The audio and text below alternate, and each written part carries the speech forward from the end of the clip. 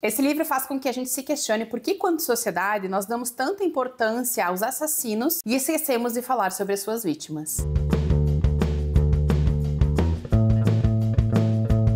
Oi pessoal, tudo bom? Sejam todos muito bem-vindos de volta ao canal. Eu sou a Cat, estou bem feliz de estar com vocês em mais um vídeo. E hoje eu quero conversar sobre Chame por Andrea, da Noelle Ely, lançamento recente da Dark Side Books aqui no Brasil, publicada dentro do selo Elas, Especialista de Suspense, 4ª temporada. E ele saiu aqui com a tradução da Débora Isidoro. Esse é um livro que desde o seu anúncio eu estava bem curiosa para fazer a leitura, porque ele apresentava uma proposta diferenciada. Um enredo que eu não tinha visto antes, que era o fato de que a narrativa, a história seria contada pelo ponto de vista de 3 mulheres assassinadas. Os seus fantasmas contariam a história para o leitor sobre o seu assassinato e a busca de justiça. Confesso para vocês que quando eu li essa sinopse, eu achei até que o livro teria um tom de humor, mas não foi o que aconteceu. Quando eu fiz a leitura, eu descobri que não tinha humor nenhum aqui, muito pelo contrário. Eu acho que esse é um drama, um suspense dramático, que vai fazer com que a gente pense muito na vítima, no que acontece com ela, e a gente reflita um pouco sobre toda essa questão. Nós conheceremos aqui então 3 mulheres, a Brescia, a Megan e a Sky. Elas foram assassinadas pelo mesmo homem em tempos diferentes. A Brescia foi assassinada há 2 anos, a Megan há 1 ano e a Sky é a nova vítima, a vítima recente desse predador. Ele é um homem que marca encontros virtuais com essas mulheres através de um aplicativo e comete os seus crimes. E o livro ele não poupa o leitor porque ele já começa no momento das mortes dessas mulheres. A gente vai acompanhar o momento em que elas fazem essa passagem de vivas para mortas. Então ele vai mostrar a confusão delas, a angústia delas ao de repente olharem para baixo e verem o próprio corpo sendo assassinado, enquanto elas não entendem o que está acontecendo. Como assim eu estou fora do meu corpo? O que está acontecendo? Como eu faço para voltar para o meu corpo? E nós vamos acompanhar as 3, a Brescia, a Megan e a Sky, tendo esse momento, que já confesso para vocês, logo nesse início já apertou um pouquinho meu coração acompanhar isso. E elas terão então caminhos diferenciados. A Brescia, assim que ela morre e ela não entende o que está acontecendo, ela segue o assassino, ela vai com ele para casa. Ela entra no carro dele, claro, invisível, ela não consegue fazer nenhum contato, ela não consegue interagir com as pessoas, mas ela vai com ele. E ela vai ficar na casa dele acompanhando a sua rotina e a da sua família. A Megan, que foi assassinada há 1 ano, é a que, na minha opinião, assim, foi a que mais quebrou meu coração ao longo da história, porque assim que ela é assassinada, ela é levada para o meio de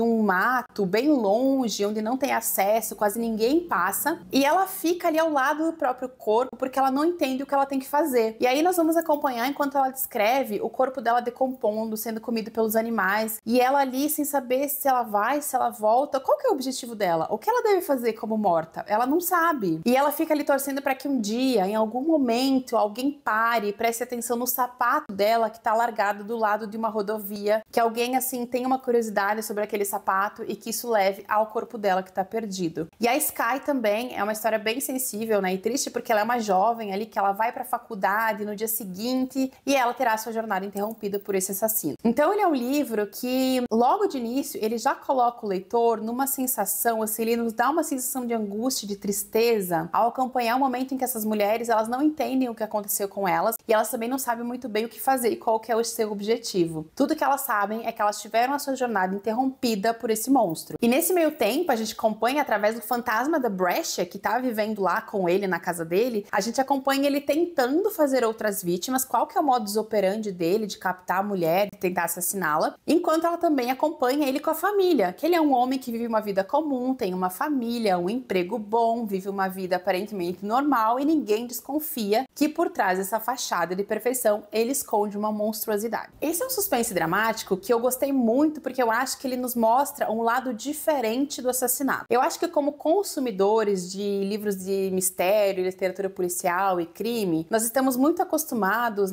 a focar bastante no assassino, em quem ele era, como ele faz, como ele age. E muitas vezes a gente esquece que para um assassinato ter acontecido, alguém teve que morrer. Alguém teve que perder a vida, alguém teve que deixar esse mundo e perder tudo que ela era. E esse livro faz a gente pensar nisso. Ele faz a gente refletir que a vítima não é só o corpo que serve a narrativa. A vítima é alguém que respirava, que comia, que tinha amigos, que tinha família e que de repente não vai ter mais nada e não poderá fazer mais nada. Elas descrevem ao longo da narrativa, e essa é uma parte que realmente toca o nosso coração de certa forma, como ela sente saudade de coisas pequenas, de como ela sente saudades de abraços, de encontros com as pessoas, como elas não imaginavam que aquele seria o seu último momento e o seu último dia. E eu acho que ele faz realmente a gente, assim, como leitor, pensar que essa pessoa que ela é tirada da vida por outro, por capricho e por monstruosidade de outra pessoa, ela tinha sonhos, ela tinha desejos, ela tinha planos e elas achavam que elas teriam o amanhã, mas esse amanhã nunca chega. Eu acho que a autora faz aqui um uso muito interessante da fantasia, desse elemento fantástico dos fantasmas, para fazer o leitor pensar nisso, para fazer o leitor pensar um pouquinho nessa banalização midiática, né, da morte, do assassinato, em como às vezes as pessoas prestam tanta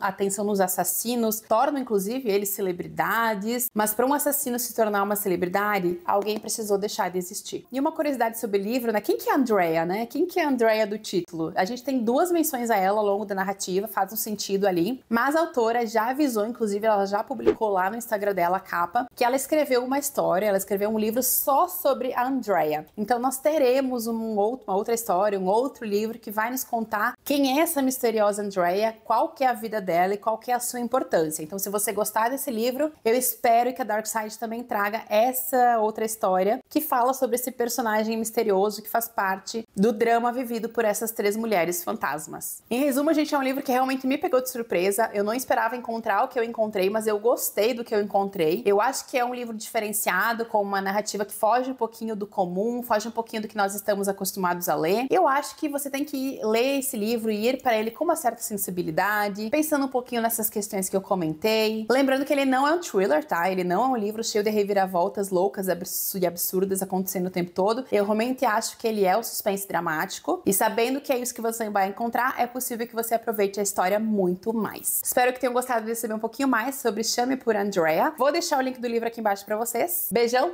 e a gente se vê no próximo vídeo.